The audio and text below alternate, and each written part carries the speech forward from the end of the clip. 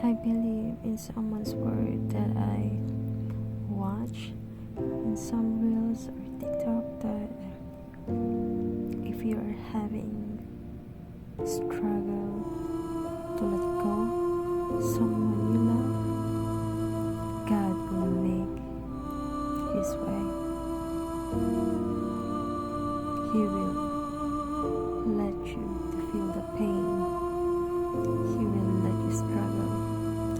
He will let you cry all night, every time.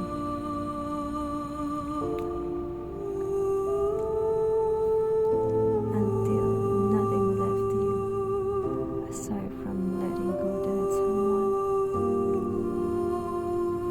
Hayaan ka niyang umiyak, mapagod, magalit sa mundo. Based on my experience before, I questioned God, why me? Why you let me suffer? Why you always making me cry? Am I so bad? Lahat tayo nagdaan sa ganyan. But one day, magigising ka na lang. Okay ka na. Hindi mo na siya naiisip na isang araw. Nakakangiti ka na ulit.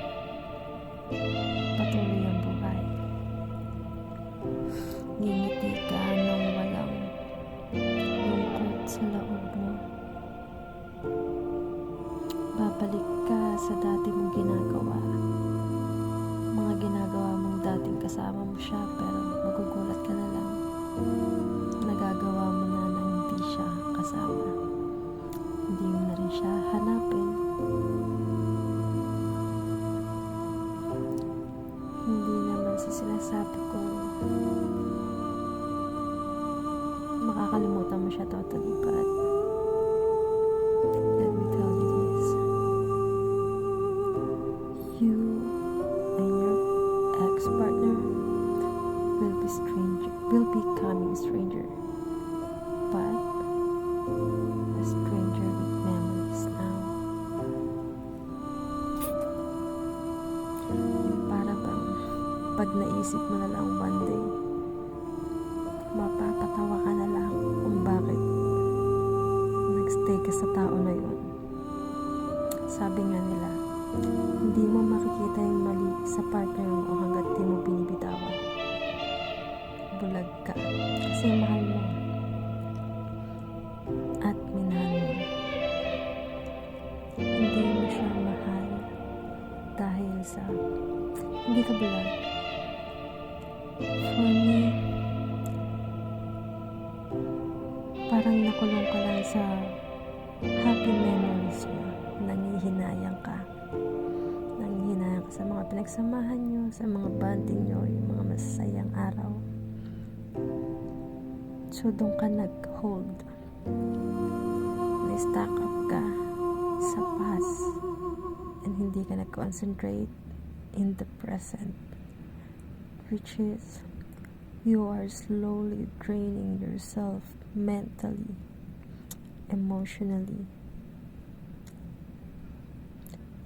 Hope hindi naman physically, but to all the people out there that having trouble or struggle emotionally, mentally, physically, cheer up.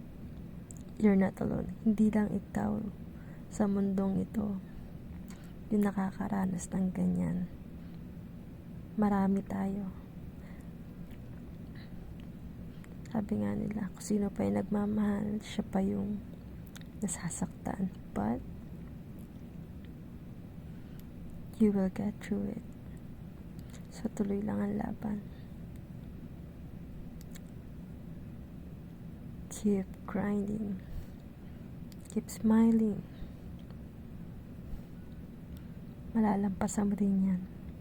Hindi man ngayon, hindi man bukas, pero balang araw.